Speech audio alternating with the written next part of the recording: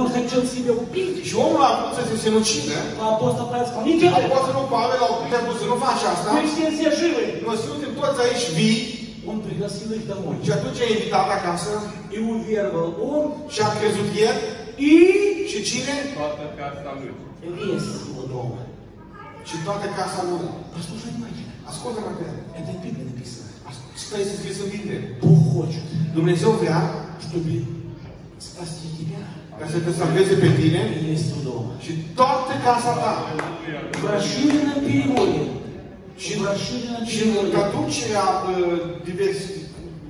lărgită, Там сказано, чтобы спасти не только тебя, este scris că vei fi salvat nu doar tu, а все твое родство. ci toate rudele tale, tot neamul tău. Помните, в Ветхом Завете написано, Țineți minte, Vechiul Testament era scris. Бог благословляет род праведника.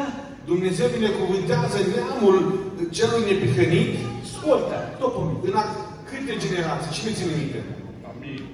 30. Поэтому послушай внимательно. Много раз. De aceea, de multe ori, Услышь, я тебе говорю важные вещи. Услышь. te rog să mă asculți că spun lucruri importante. Бог говорил, Dumnezeu vorbea, я Бог Авраама, eu sunt Dumnezeul Avram, я Бог Иакова, sunt Dumnezeul lui Iacov Исаака. și am Isaac. 3 рода.